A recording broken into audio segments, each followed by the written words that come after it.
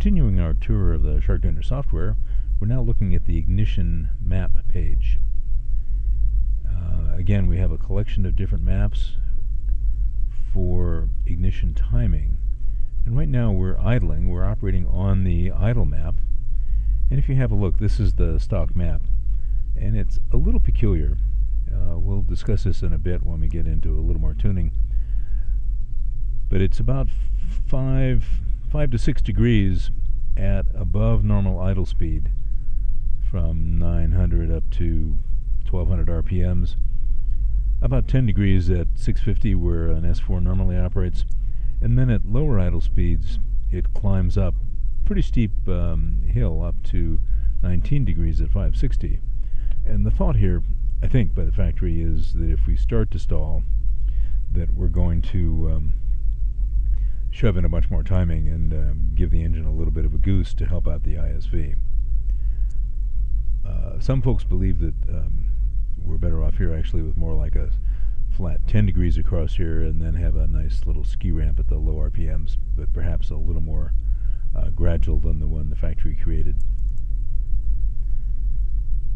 Okay, going back to our cruise map up at the top of the list. If I come off the throttle,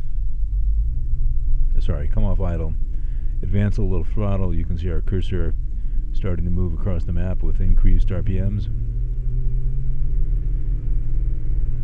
And our ignition advance number shown at the top. And then as I slow down gradually and then finally go back to idle, our cursor jumps off this page.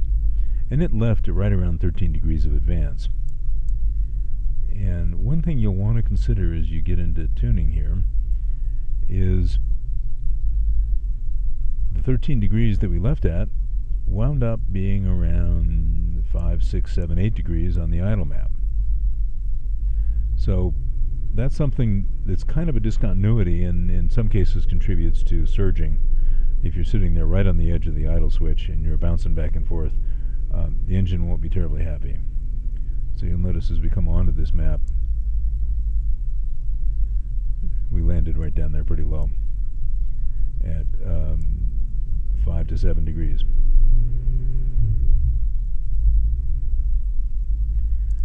Alright, there are some other ignition maps.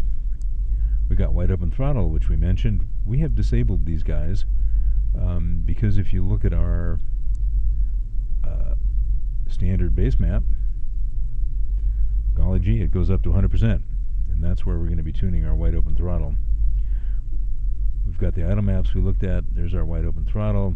We've got a warm-up compensation map, again for idle, cruise, and wide open.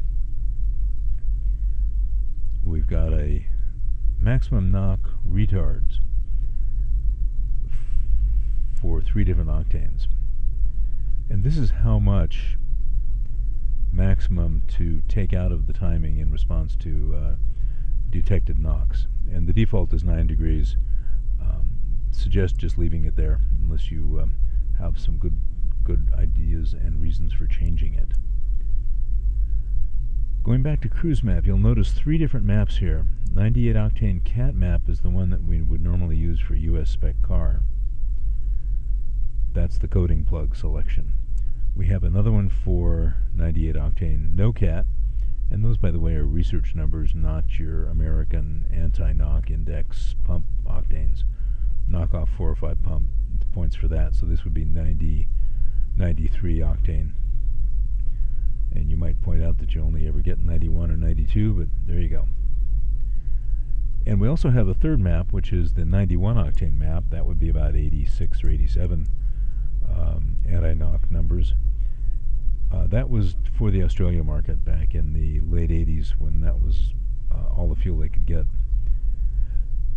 Now there is no force map selection for the EZK, but it is possible to wire up a switch to the coating plug and be able to choose from among those for science projects for those interested. But that's pretty much what we've got on the cruise maps. Again, load, light load at the top, heavy load 100% at the bottom.